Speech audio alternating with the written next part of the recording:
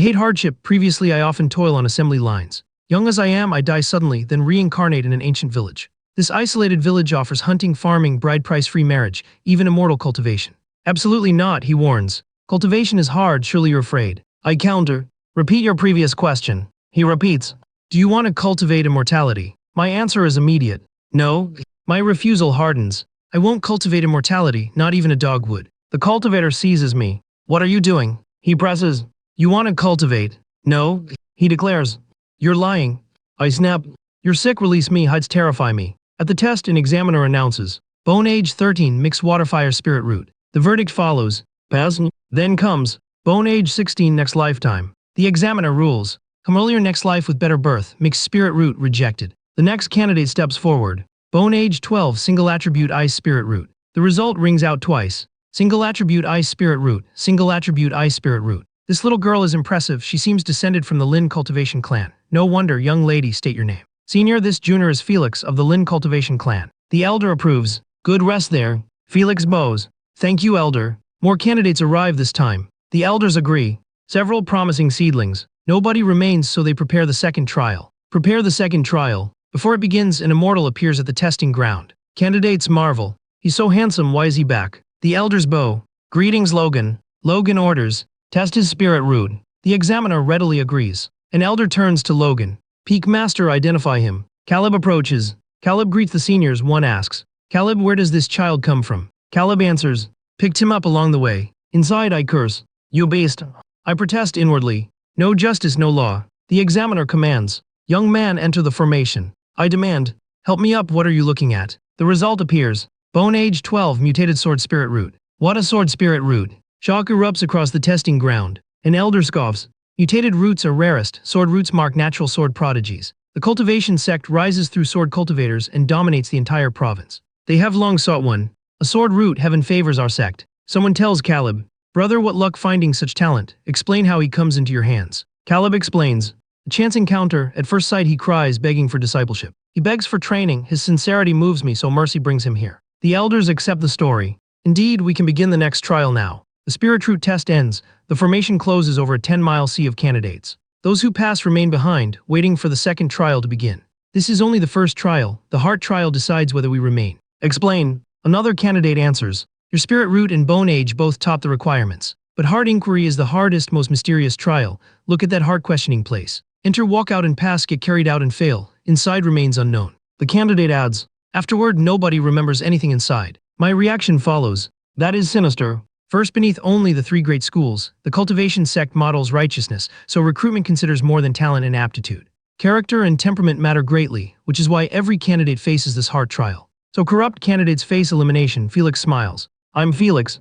I give my name. Victor follows with a broad introduction. I'm Victor with mixed wind and fire roots. The examiner calls for silence. Next comes the second trial, the heart trial. He gestures toward the formation. Young candidates enter. Outside the formation, Caleb bows. Greetings, sect leader. Wade motions him upright. No ceremony. Why come personally? Caleb wonders. Wade settles beside him. Merely joining the excitement. Wade studies the formation. Is that your sword root child? Caleb bows. Indeed, my lord. As expected of a sword root, sincere and brave, this child looks promising. Another observer adds. A fine appearance, extraordinary bones, and a path certain to flourish. Wade remains measured. Beyond talent, the immortal path also demands a steadfast heart. If he cannot pass the heart formation, his brilliance will fade like a flower. Failure still means rejection. What a performance, another elder nods. Caleb is right, our sect makes saving people and protecting all life its duty. Our ancestor once risked great danger to create this heart formation. It poses 3 questions of true nature to every entrant. Inside, they forget everything and reveal their true selves, exposing anyone with corrupt intentions. Otherwise, disciples might someday betray their original purpose and throw the world into chaos. The sect leader agrees. May more pass. Caleb watches. We shall see. 963 candidates entered, will even 100 walk back out. Inside the formation, cold closes around me. Damn, this miserable place is freezing. The chill presses against my skin. Fog rolls in. What's happening? Where did all this fog come from? The haze only thickens. I hold my ground. Don't be afraid, it's only fog. A disembodied voice announces. The first hard trial begins. Everyone falls into a well. Saving them or not is understandable. Elsewhere in the illusion, Victor awakens in unfamiliar surroundings. Where is this? A figure is trapped in a well. Victor leans over. Wait there, a rope will pull you out. My foot is caught, come down and free it. Victor nods. All right. The illusion shifts around Victor, carrying him somewhere unfamiliar. Outside the formation, an elder watches Victor. That chubby boy is kind-hearted, his aptitude is poor but he can still be taught. Victor earns the elder's approval. Within the visions, the elder approves the clan girl despite her failed rescue. The elder searches the visions. Strange, why hasn't the sword-root child's illusion appeared? Caleb stays calm. Wait, that child is sound character, nothing should go wrong. A vision flickers into view. Look, the sword-root child's illusion is here. The vision shows a trapped figure. Child, save me, my leg is caught beyond reach. The trapped leg remains beyond the figure's reach. The figure keeps begging as I make my choice. Wait there.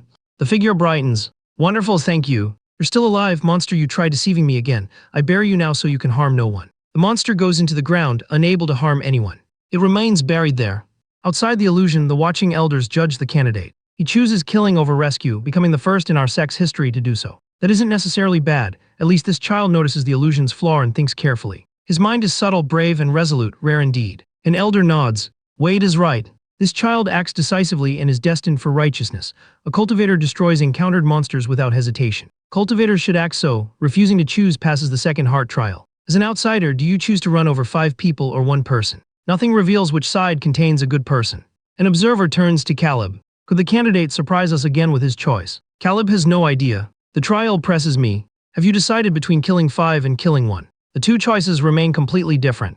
I've decided. The spirit faces me. Then state your answer. Neither. Let the carriage crush 5, turn back, then crush the last one. My gaze stays on the spirit. Is there a problem? The spirit protests. You cannot do that. I counter. You never forbid turning around. They deserve it for sleeping in the road. The figure inside the illusion turns away. Don't leave, you simply cannot take it. Amateur, you still think you can trick me. Outside the illusion, an observer turns toward the sect leader. Sect leader, can we still accept this child? The sect leader looks around. What do all of you think? Too extreme to accept. Another elder objects. Yet he passes with a spiritual route. Attention shifts to Caleb. He's your candidate, what do you think? Is this deliberate? Caleb considers the question before answering.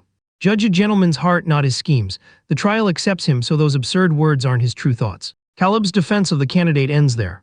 Caleb has a point, the ancestor sets the rules. Let's watch the third question. The third heart question tests whether the candidate remains honest before temptation. Desire opens like an abyss that no amount of earth can ever fill.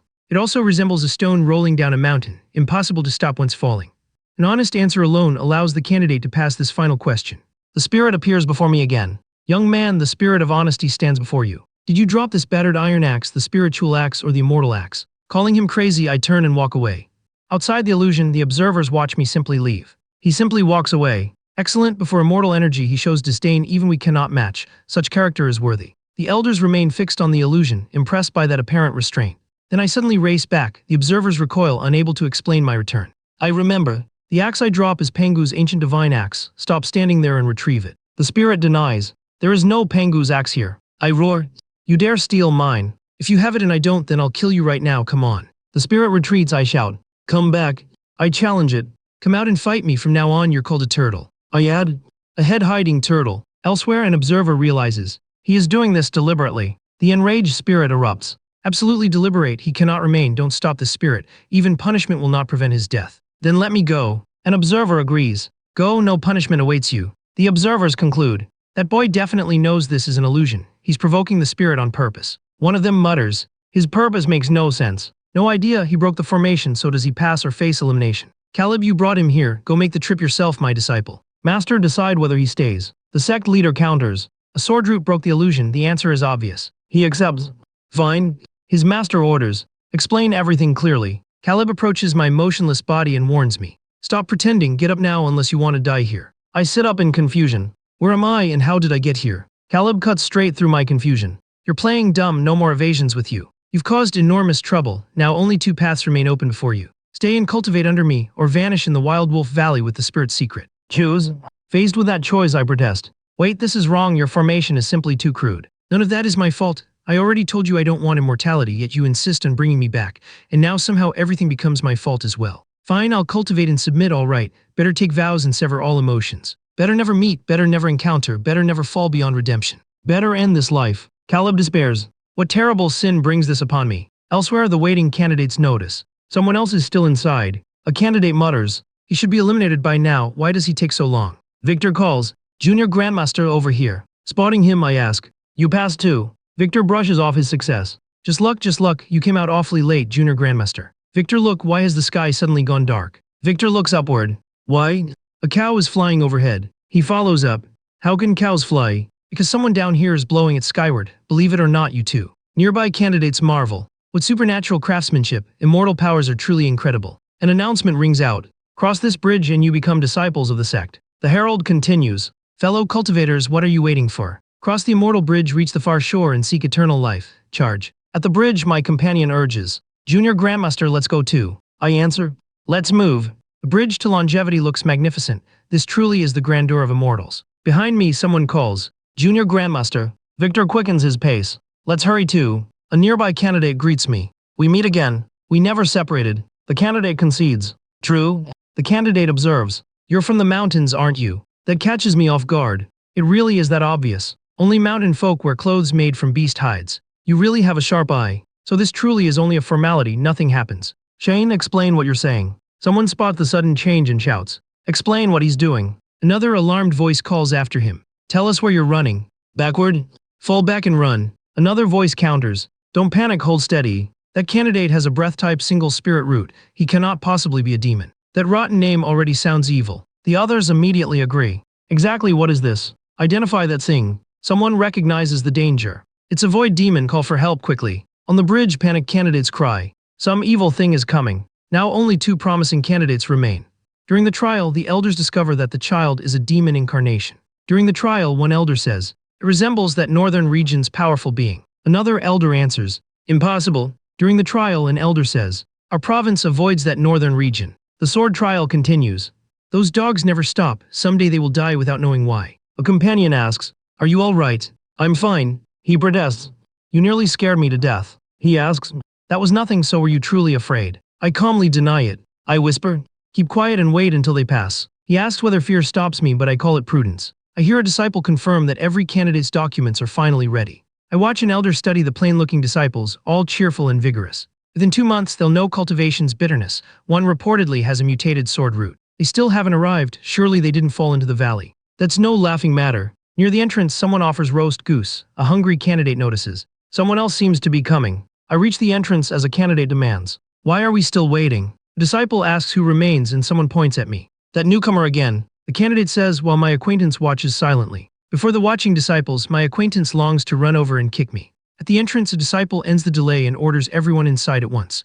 The candidate agrees, but as I follow them, unmistakable killing intent gathers around me. The disciple points toward me and orders the candidate in the middle forward. I approach, ask a brother for room, and every candidate immediately steps aside. Come inside, everyone. From this day onward, you are all disciples of our cultivation sect. A disciple explains. Behind you stands the tablet left by our sect's sword ancestor. I face the tablet as a disciple addresses everyone entering the sect. The disciple instructs, press your palm against the tablet to receive a wisp of sword breath. The disciple adds, after learning sword flight, you never cross that immortal bridge on foot again. The disciple warns, despite your gifts, never become proud or imitate greedy, lazy people. Every gaze immediately turns toward me. Stop staring, you've seen a handsome man before. Then a candidate calls to the immortal. A candidate calls, mortal, rumor says whoever solves the sword ancestor's chess game inherits the tablet's legacy. Is that true? The immortal asks about chess, and I claim enough knowledge to request a try. Permission comes immediately, but I refuse to hurry. Don't rush, let me examine it more carefully once more. An observer marvels. Youth is wonderful because children dare to dream and act. Another observer replies, bold action is common, children always consider themselves extraordinary. That is good too, this challenge can temper the cutting edge these children carry within them so proudly. A disciple wonders, could the sword ancestor have left a genuine solution here? Another disciple laughs and says that possibility makes absolutely no sense. An elder explains, the sword ancestor leaves no solution. This position only tempers younger disciples and wears down their pride. I turn to my companion and ask what the writing says, certain he knows. My companion bluntly admits he cannot read, then stares at me in disbelief. Heavens, Shane, you cannot read either, say something right now. I answer that neither can I, and my companion recoils from the revelation.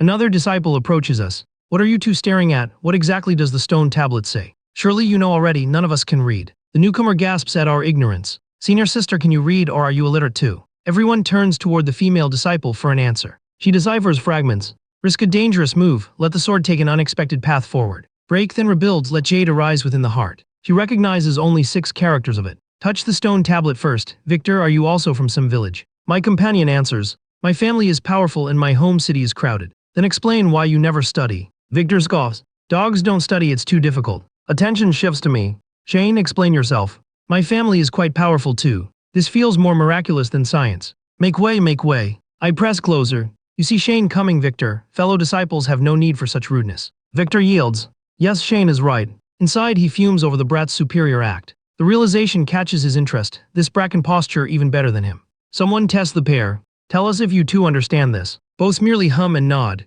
The pretense collapses. Not really, we hardly understand it, and we don't know how to break the position. Is the one solving it playing black or white? A finger indicates black. Black, no need to inspect the board further. Even the greatest chess sage alive can never solve this game. Confusion follows. Why not?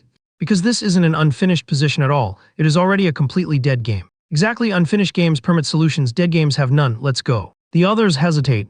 Explain what that means. Black is already defeated. Realization spreads. So it's a dead game, why demand a solution? Shane, we're leaving, why are you still standing there, come on. The others move, but I remain frozen before the chess position alone. I mutter.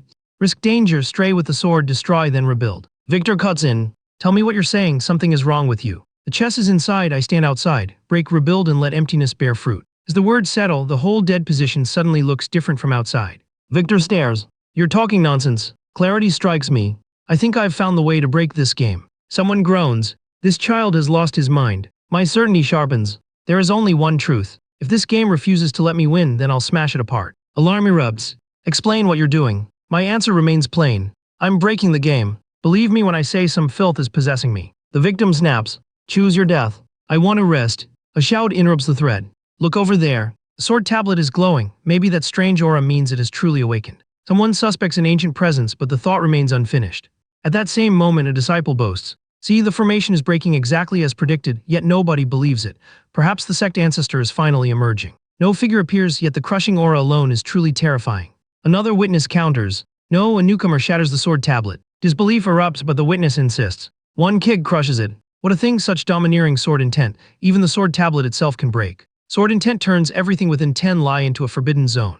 What an extraordinary young man. A hero indeed, despite his youth. His entire body carries a cutting edge. Such talent, whatever the master leaves within the sword tablet, now tests this child's enlightenment. A sect member greets the seniors, then wonders, what sort of child is he? My disciple Caleb finds him outside and brings him back. Name the place. The village. The child has a kindly face, plainly as honest as yours truly. An honest man, then no dishonest person exists anywhere. Now, what is his name? His name is Shane. Guard this place. Nobody may disturb him before he awakens. A nod follows.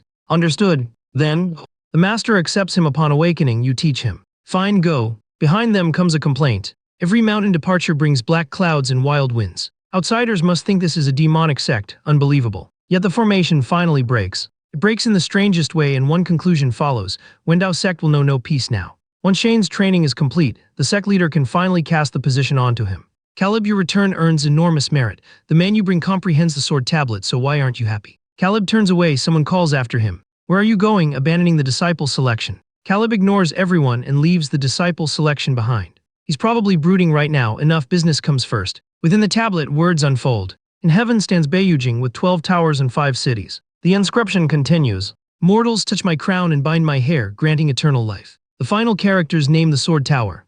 Beiyujing. Somehow every character makes sense to me. A cultivation world really is miraculous. Zigzaz.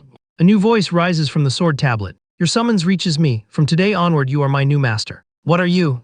The answer comes. A little book spirit inside the sword tablet. My name is Shuer. The cultured name suits him. My name is Shane. Understood, master. One question matters. Do you know why I brought you out? Of course. To help you rebuild Beiyujing. My question follows. Then how do I build the tower? Build it slowly. The pace sounds vague. Define slowly. Just as cultivation advances. Small steps carry you 1,000 miles. My concern is simple. Tell me whether it is bitter. No idea, bitterness is not food. 3 years later I remain unmoving. He still does not awaken, he might be dead. Dead, that's not funny, your master has work to do. Guard your junior uncle. Then, drunk sky is water, boatful dreams press the stars. The cry, he's awake, reaches me as my long dream finally loosens its hold. What the hell, all this dust makes Wendao sect look defunct. Yet nothing is wrong. Stop that, it itches, you're mad. The senior finds my body has grown noticeably larger. You haven't even entered body refinement, that shouldn't be possible. My senior concludes. He explains. You've been enlightened here for 4 years. Stunned, I say. 4 years, damn, let's go. We reach the sect pavilion. The sect pavilion is the most solemn place in all of Wendao sect. Even a seat inside requires reaching the great city of the 8th realm. All other disciples are forbidden from entering regardless of time. However, another way exists. Interested in the alternative? I'd better leave. My guide insists. You want to know? No? My guide counters. You're lying. I snap. Are you sick? Fine, talk. See, you clearly want to know. Wendao's sword division has its direct disciples. Direct disciples may enter the main sect pavilion directly whenever they wish. Understand? No? Never mind, you'll understand soon. Pavilion elders come quickly concerning the pavilion. The urgent summons reaches the council and every elder soon assembles inside. Everyone is here, so let's begin. Young man, introduce yourself. Put on the spot, I stumble over my opening words. Greetings, venerable elders. My guide presents me. He solved the founder's unfinished game. 4 years of enlightenment, yet why does he look completely unchanged? An elder wonders. Come forward. I step before the assembled elders. Since the master cannot accept a disciple, today you enter under the master's name. The elder faces me for the decisive question. Will you become Shane's disciple? Gladly. Taken aback, the elder asks. No need to consider. My answer is firm. Reject heaven's gift and calamity follows. That settles it. Now kowtow 3 times before your master's sword to complete the apprenticeship. Begin. Under the entire council's gaze, I kneel before Shane's sword and perform all 3 required bows, one after another. We greet the junior grandmaster uncle. The assembled elders declare, startled I blurt. What? Someone urges. Quickly let everyone rise. Taking the cue, I command. Beloved subjects, rise at once. You are dismissed. The council disperses and a new arrival soon enters the pavilion. The newcomer respectfully greets the sect leader. The sect leader presents her. This is Bella, Sword Hall steward and one of its accomplished disciples, a 7th realm sword cultivator. I meet the steward as the sect leader introduces me as Shane, her junior grandmaster uncle and senior. The junior grandmaster has only just joined. Show him around and help him become familiar with the sect. With that assignment made, the sect leader leaves us together, and Bella turns to guide me away. Junior grandmaster, let's go. Bella, now formally my grand disciple, leads me onward through the unfamiliar sect grounds. Where are we going? Bella orders. Stand steady. I confirm. Go. The moment she moves, I curse. Damn. He dares hug Bella, what a role model. Disciples exclaim as we pass. Junior grandmaster, we've arrived, can you let go now? Bella's reminder makes me release her. Sorry, that was rude. After apologizing again, I examine our destination and ask its name. Bella tells me. This is straight Sword Peak. Where are you taking me now? To eat? At that answer, I brighten. Food sounds good. This way faster. Bella shows me a spirit sash unique to the sect. It expands or retracts at your will. Thank you. Bella recalls the leader's instructions. Until your foundation establishment breakthrough, please endure sharing my courtyard. I agree. Fine. The steward assigns me the West Wing room and I agree before she leaves. Rest early, junior grandmaster. All right. Night settles over my West Wing room. Before leaving, someone reminds me. Remember to return it. This cultivation sect is something else. There is no warmth here, only worldly schemes. Still, this thing looks promising. Then disappointment hits. Is the newcomer gift really the shabby? Damn. A revelation flashes before me. I can now share another person's sight. Little book spirit, where are you? A voice answers. Master, please look down. The elusive spirit appears below. Where did you go? I thought you died. Only recently awakened. This place still feels unfamiliar, so sleep took over. You don't belong here either. The spirit warns. Heaven's secrets cannot be revealed. I ask, what is this? The spirit calls it supreme divine art. It sees through all things, predicts the future, and traces the past. Your body is still weak, but cultivation gradually unlocks its full power. Build heaven's white jade capital and open all 12 towers. Even gods will fall. Show me your other abilities. The spirit offers. Only you can see me, that counts. For now, that is apparently everything. Relief surges through me. It's finally done. From now on, I can suffer a little less. The spirit suddenly cries. Look. The spirit points and says that boy must be choosing an artifact cultivation method. At the pavilion, a disciple bows. Greetings, junior grandmaster. I want to enter the pavilion. The disciple immediately says. Please wait, junior grandmaster. This is the pavilion seal. It grants 3 2-hour periods inside. I accept the seal and thank the disciple for his work. I urge him onward because his future looks promising. He bows, acknowledges my words, and invites me to choose whichever cultivation method suits me best. I settle on one scripture, so nobody can blame me for choosing it. I open the scripture and find its first sword technique waiting on the page. I read that the opening form condenses the sword's force into one line. Comprehension surges through me, and I master the sword path through routine effort. Even after that effortless breakthrough, I spot a familiar figure nearby, and quietly wonder whether my newly sharpened eyes are somehow deceiving me already today. You're Chloe from Loyan Peak's Alchemy Hall. She confirms it with a quiet, yes. I announce my departure, and the disciple offers to take me wherever I need.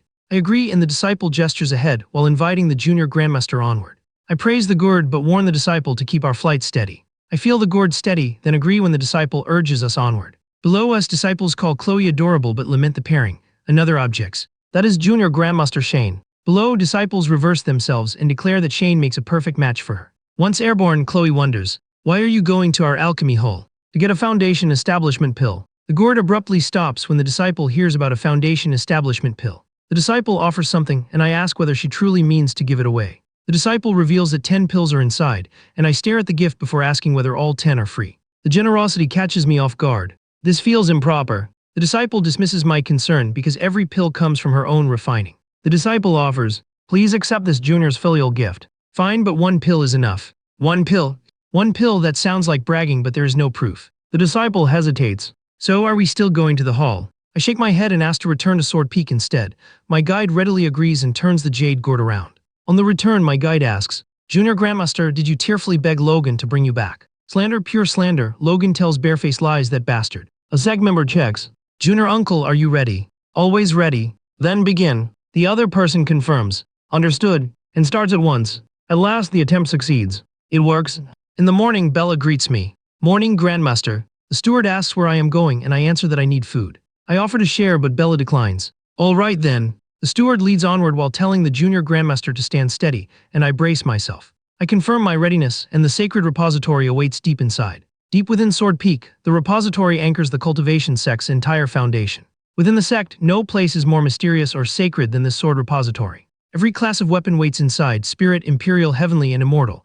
Each seeker relies entirely on personal skill. Legend traces the bridge's 3 immortal swords back to this sacred repository. Legend holds that I claim all 3 from the depths of this sacred repository. Each living sword chooses one master, then seals itself when that master dies. A spirit sword leaves a disciple ordinary. A heavenly sword makes them famous overnight. Immortal swords surpass both. Junior Grandmaster, no sword flight, here we walk. All right. At the entrance, the pair waits for me. "Senior Sister Caleb, thank you for waiting." "No need for such formality." The senior sister answers. "Bella has surely explained the repository. She covered some of it. Ask now or enter." "Senior sister, how many swords fill the pool?" "Unknown, this senior has never gone up there. Perhaps you can give us the answer." Beyond the threshold, the first sword realm opens before me. "Is this the first sword realm? What an enthusiastic welcome." "Victor?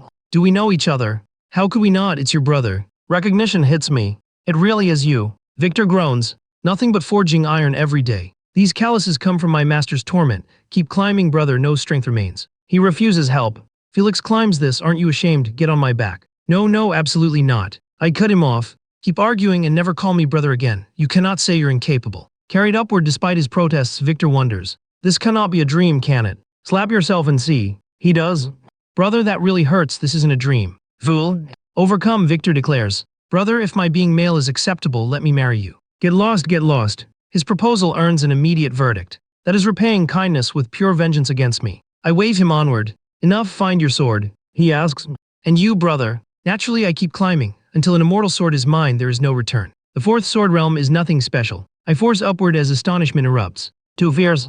Below the sword grounds, someone gasps. "This cannot be. Why are there 2? A watcher guesses. Another disciple must have ascended at the same time. Victor entered the sword grounds 30 days ago and has not emerged. The name sounds familiar. Victor is the chubby candidate seen beside the junior Grandmaster. He bows to the elder. "Greetings, senior, is this your sword?" "Yes, an edgeless sword. Receiving a heavenly sword means your fortune runs deep." "Where is he?" "Climbing level 4 after clearing the 3rd realm in 1 day." The feat stuns everyone. "He is incredible." Another voice confirms. "Yes, the light is golden." "Golden light, someone has reached the summit pool. Why ring that ancient bell in broad daylight?" Another disciple laughs. "You understand nothing. 4 rings summon the Council of Elders, 9 rings mean war. 12 mean a lamp has gone out, 6 mean someone achieves mastery." Once his explanation ends, Sword Peak's bell rings exactly 3 times. "You never explain 3. Corner, the expert admits. "No idea." The questioner curses. "Damn it." Across the sect, a cry rises. After 2,000 years, someone reaches the summit pool. 2 months pass, but the junior Grandmaster still does not emerge. He is still inside after 2 months. Could something be wrong? The others urge. "Wait, keep waiting." Senior disciple, is the junior uncle alive? He attempts divination. A restriction blocks every technique, not a trace appears. The others panic. So nobody knows. Outside, the sect leader looks stricken. Does heaven intend to end Wendao sect's 1,000-year fortune? Back inside the sword realm, only 300 steps separate me from the summit. 300 steps remain. Even if I die today, I will die at the summit. I climb on.